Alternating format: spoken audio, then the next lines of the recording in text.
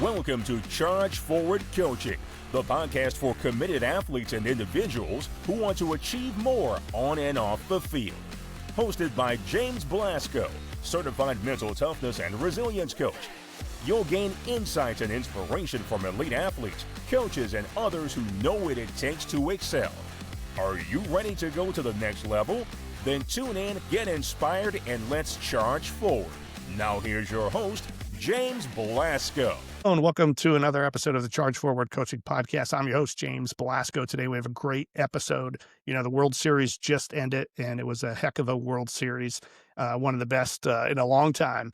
And, you know, any baseball game, especially World Series and big games, the most important person on the field typically is the pitcher. And I've always been so curious as to what is the mindset of a great pitcher in the biggest moments on the biggest stage. Well, today we have a minor league pitching coach with the Cincinnati Reds, and he is here to tell us how the mind works for these great pitchers. Welcome to this show, Jason. Thank you. Thanks for having me. Absolutely. So before we get into understanding the mindset of great pitchers, why don't you give us a little bit of your background and what you're doing these days? Yeah, so just completed my first year with the Cincinnati Reds.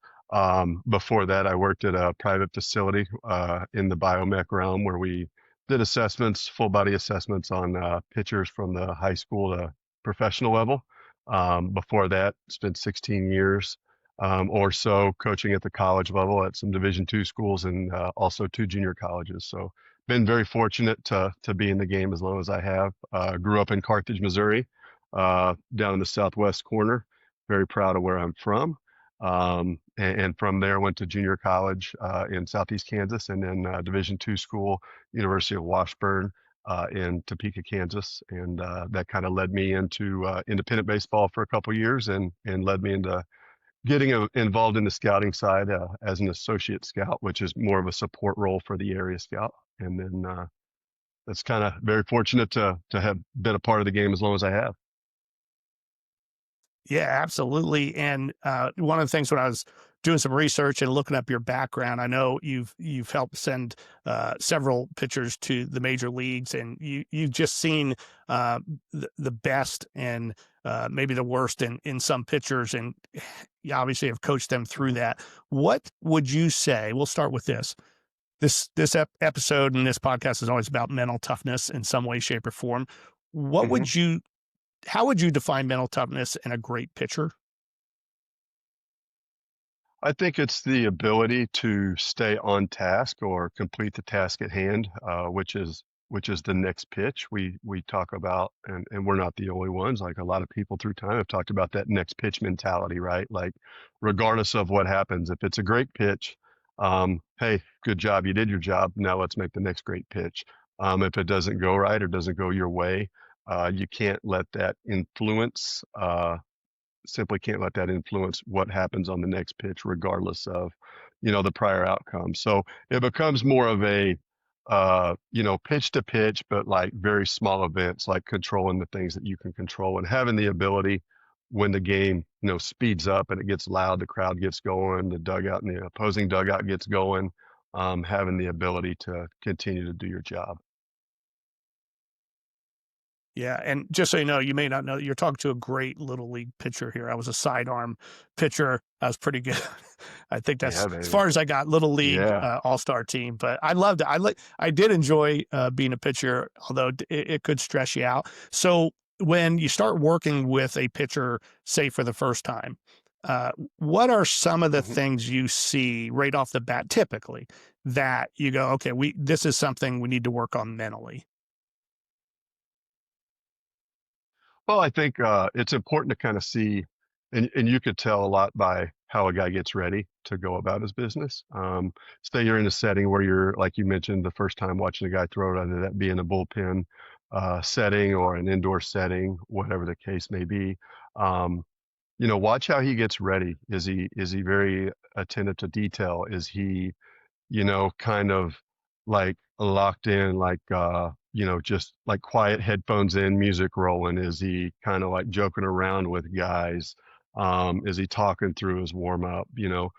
Different things get different guys going, and it's about finding what maybe gets you to that point to perform at your peak. So Just kind of pay attention to those things, and then like how he goes about his business and that pre-pitch setup, and then as he begins to throw, if it's a good pitch or a bad pitch, how does he respond? Is he, displaying negative body language, positive body language, too emotional, too, up and down pitch to pitch? And then, obviously that's, when you're working with somebody, I'm a firm believer in, they have to know, you know, that you care before they care what you know. And I know that's a very cliche thing to say, but the longer that I'm in the game, the more important I realize. And also, one thing we're missing is these kids, by the time, they get to a college or professional level where I have worked with a lot of guys, like they've had a lot of coaches.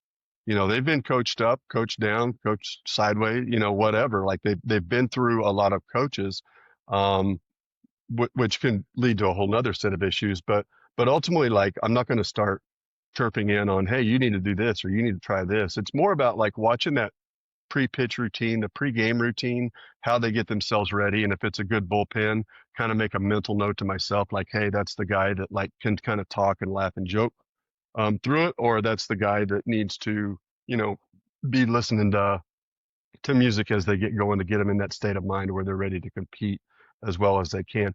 If they are doing their pre-pitch, pre-game warm up, what have you, and it doesn't necessarily match up with the results we want, then through time that becomes a discussion about preparation and setting yourself up for success. Yeah, that's so interesting. You're right. They have to understand that you do care, that you have a genuine interest in, helping them in their career and pursuing the goals that they have. So that's perfect. You did some work with a lot of analytics, metrics, things like that. I found that really interesting. You wrote a brief article on that. We'll get to that in just one second. So to that point where these players, they have a lot of different coaches and you have to work them through the good and the bad of, where they're at right now when you start working with them. The younger kids, and I know you work with a lot of them, do you see a difference now in their mindset in terms of they're actually stronger, they have a little bit more mental toughness than maybe in the past where these kids weren't getting any kind of performance coaching or feedback in that way? Yeah, I think to lump everybody into the same category would not be good. I think that is good and bad. And let's face it, kids today, and when I say kids, you're talking, 10, 11, 12, 13, 14, through early high school, what have you. Um, those guys have it tougher than we did growing up, with all the things, all the distractions in the world. So, um, some of the things that they have to deal with are things that we didn't have to deal with, quite frankly, growing up.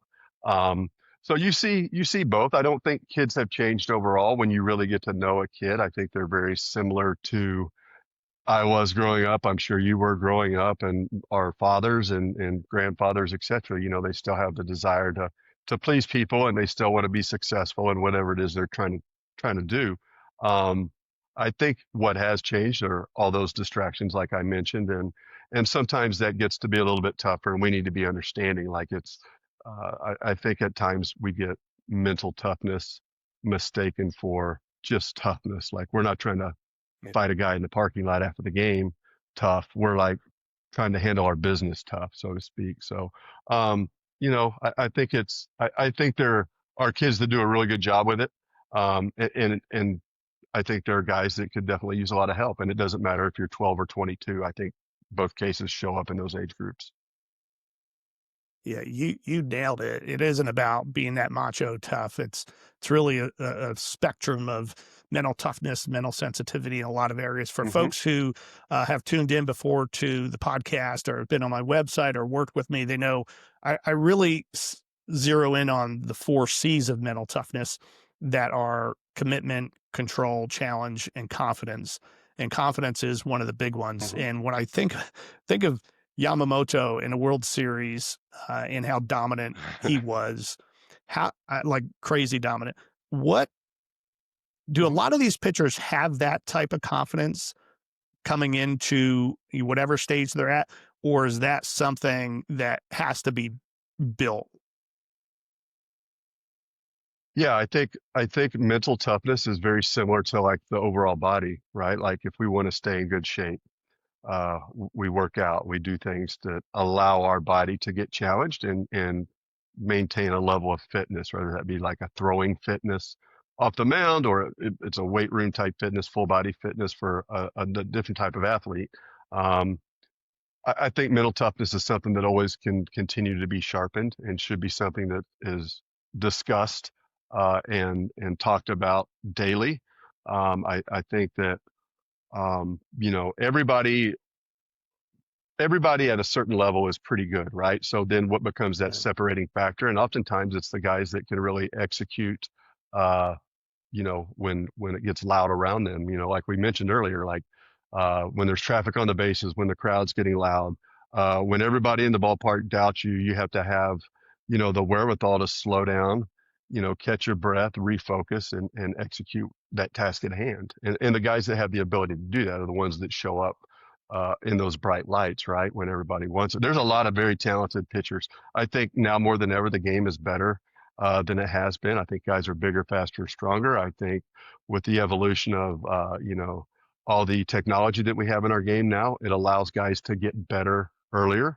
So they're more dialed in on the mound. So then at some point you have to separate yourself. And from what I have seen through my experiences is the guys that are mentally tough are guys that work on those things and challenge themselves. So as leadership, whether it be coaching, per se, player development, parents, I think it's important as us, as leaders of helping shape and create mental toughness and, hone those skills of mental toughness in. I think it's important to create an environment that allows those kids some freedom of vulnerability, like they can screw stuff up and not just get pummeled for it.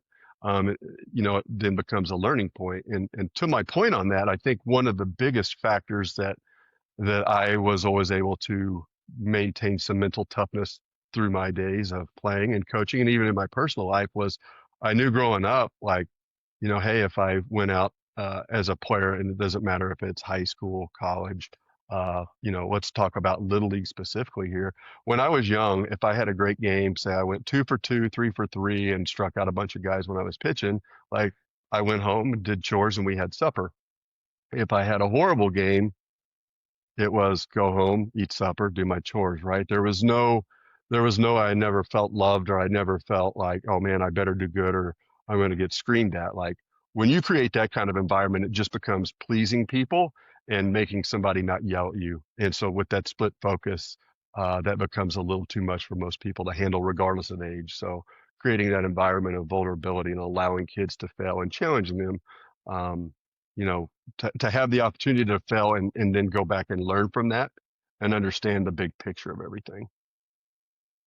You're so right. And working with athletes, and for a long time, I've worked with professional salespeople. Sometimes other folks that are leaders or coaches or whatever, they don't want to allow that failure, and they want to use it in a Mhm. negative sense, thinking it's going to inspire or drive somebody. But you're right. You got to use it as a learning experience, and you got to develop your skills from there. In fact, I tell people all the time, hey, fail as fast as you freaking can, please, so you can learn and get even better faster. Fail fast. So, yeah, real fast. Yep.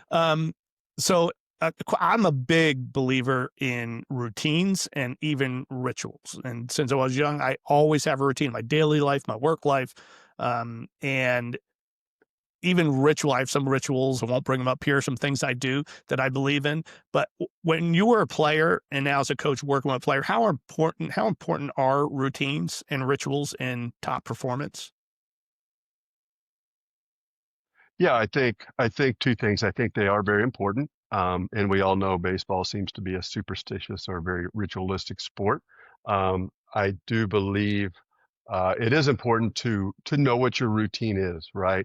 Like to know what I need to do to set myself up for success as a player goes into pitch, right? Like and kind of like be aware of that. And we encourage guys and have for a long time to journal, like, hey, this is what I did pregame, this is what time, and then kind of mark that date and then go back and see if you can start like, hey, I didn't do this that day and I wasn't very good that day, and start drawing on some of their own experiences, because as soon as you can personalize it and make it customized to what that person really needs, because everybody's a little bit different, right? Like some guys need that headbanger, music to rah rah rah, and some guys just need to chill out and kind of be relaxed. And it's like the old saying, you got to be at peace with yourself before you go to war. So understanding what you need to do, one, but here's the other side of that I believe also, you need to be mentally tough enough to know that, like,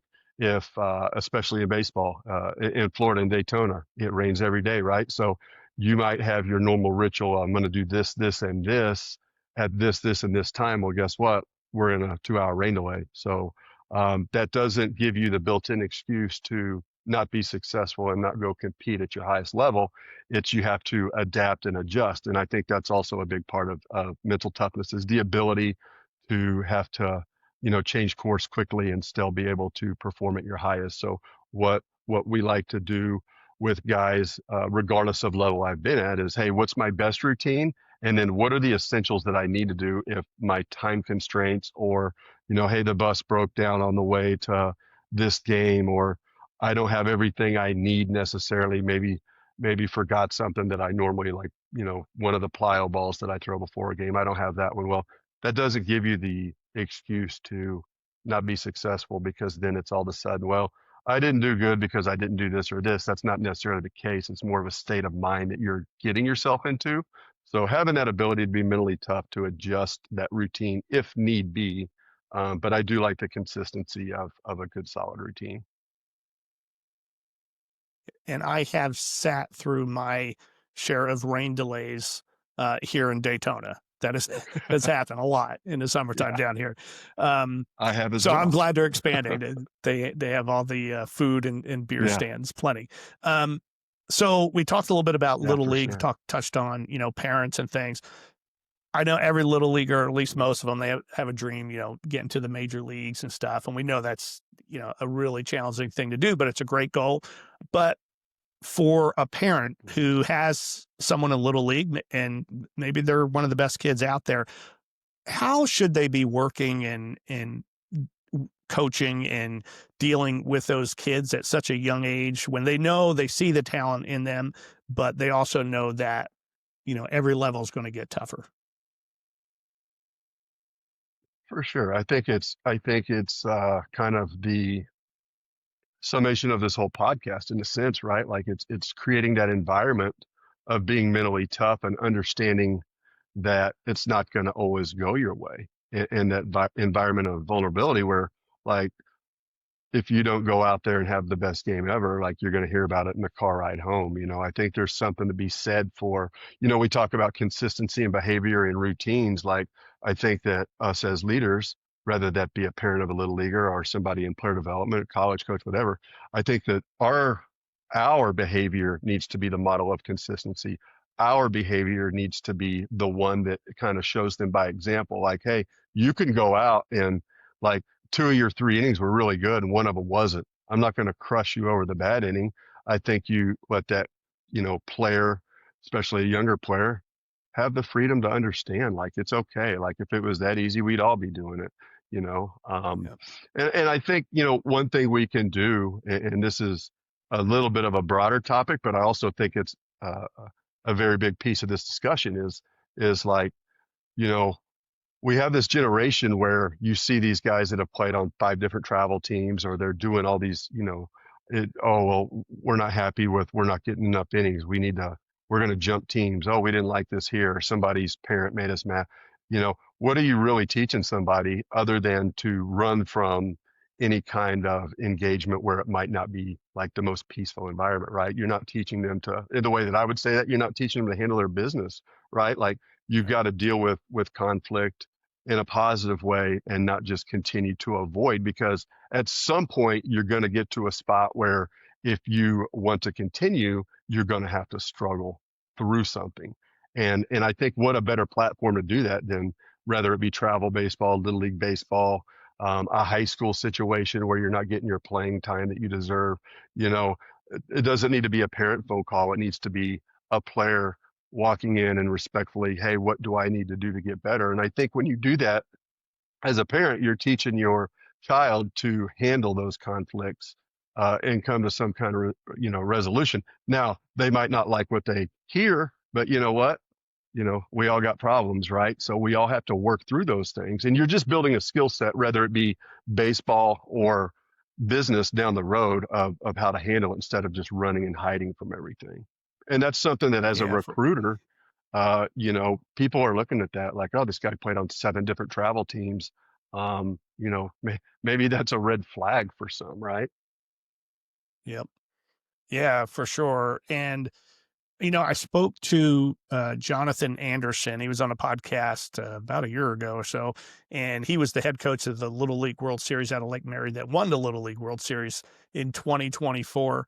And Mhm. I asked him, I said, gosh, those kids are so young. And at that moment on that stage, there were thousands of people there in the stands watching them. There was millions of people on TV in that World Series game Mhm. watching them. I said, how did they look like they're having fun? They played hard? How in the world did you get young kids to do that?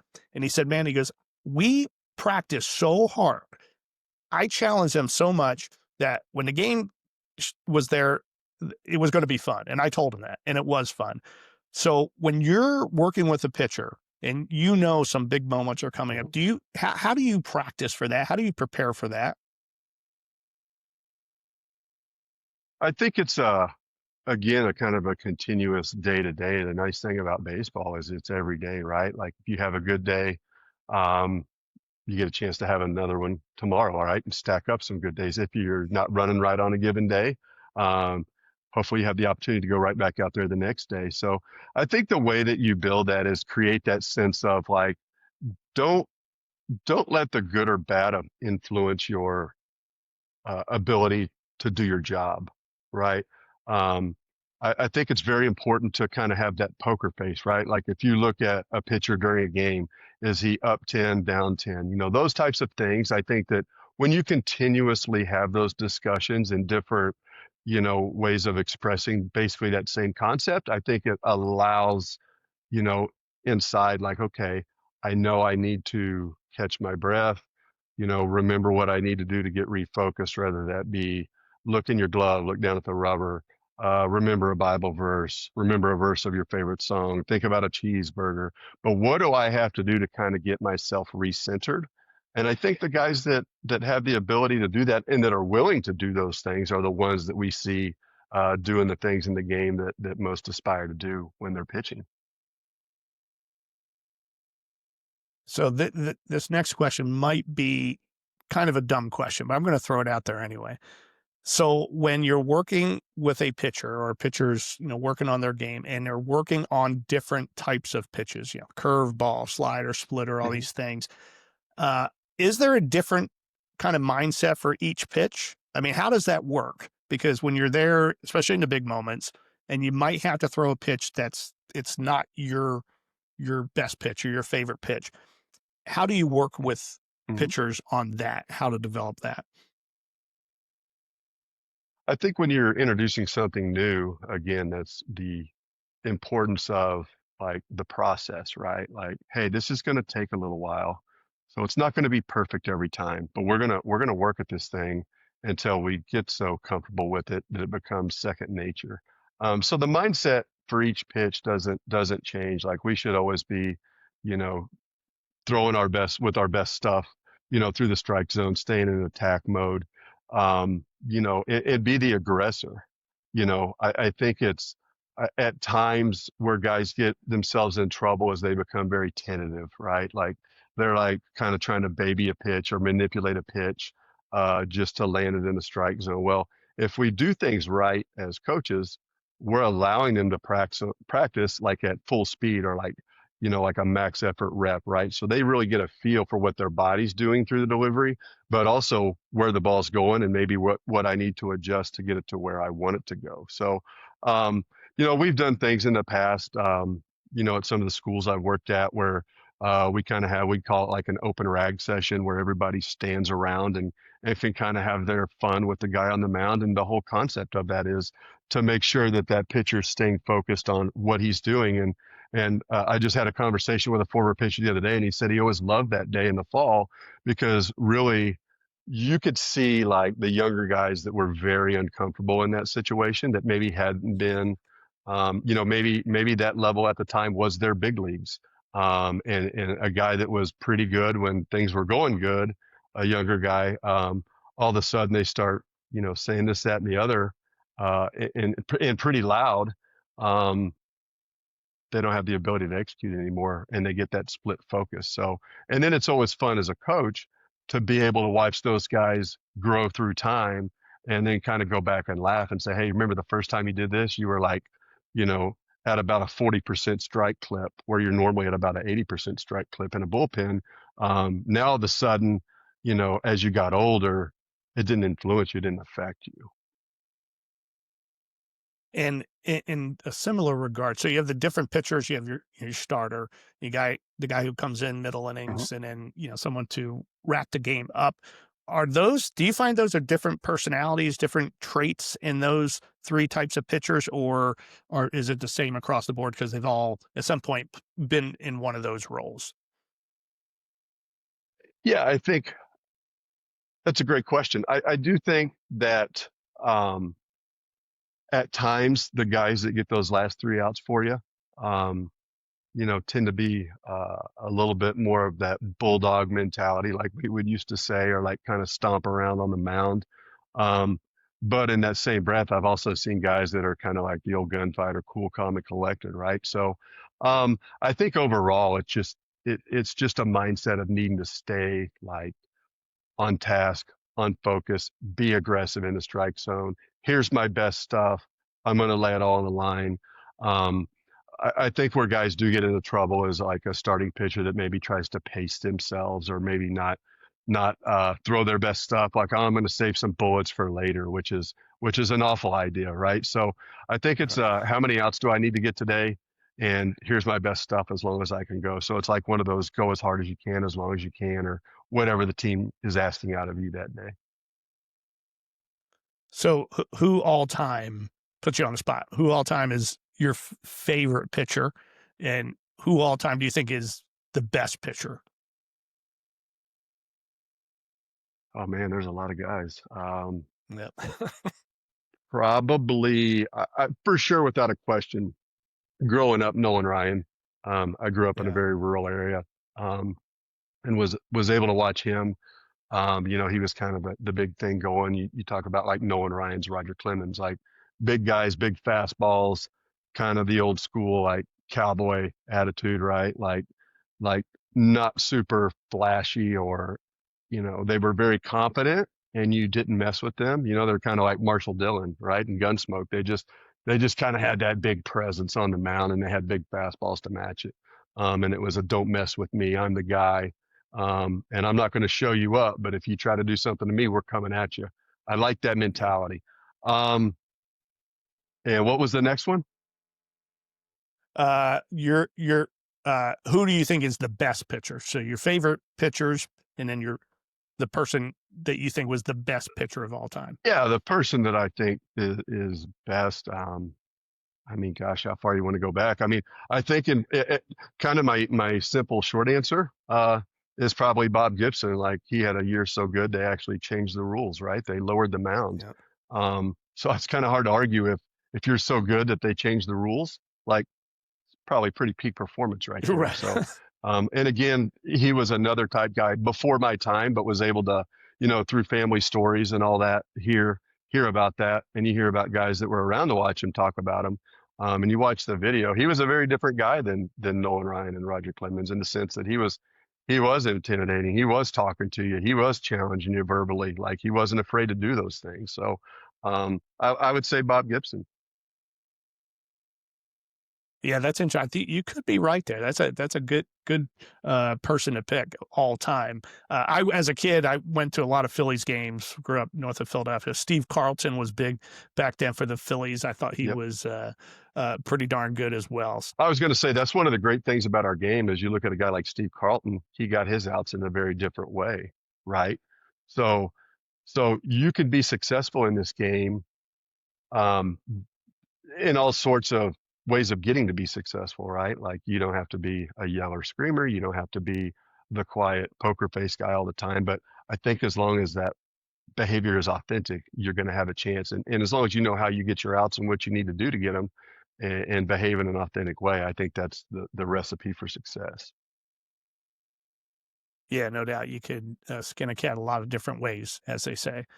So we'll wrap it Absolutely. up here. I'll just throw the ball in your court and ask if you had one bit of advice you could share with a young pitcher who wants to, has big goals, wants to play college or go to the major leagues.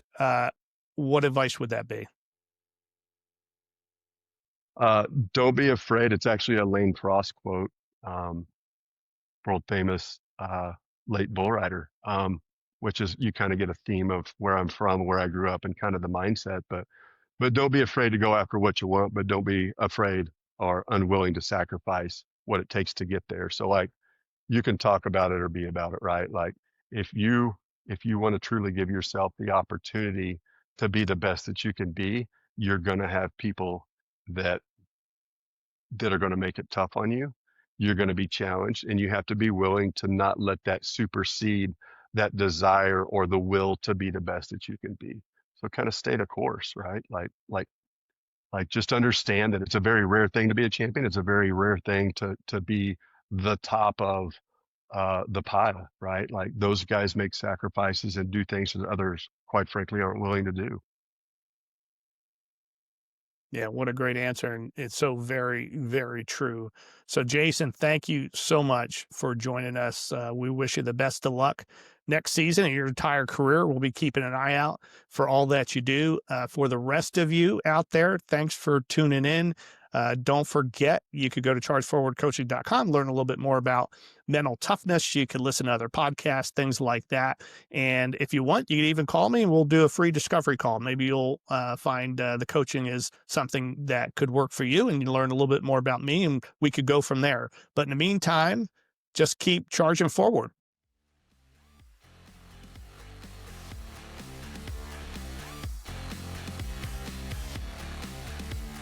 Thanks for tuning in to this episode of Charge Forward Coaching. Remember, the journey to greatness is built on mental toughness and consistent effort. So head on over to chargeforwardcoaching.com and book a free discovery call to take the next step in your journey. Until next time, stay focused, stay determined, and keep charging forward.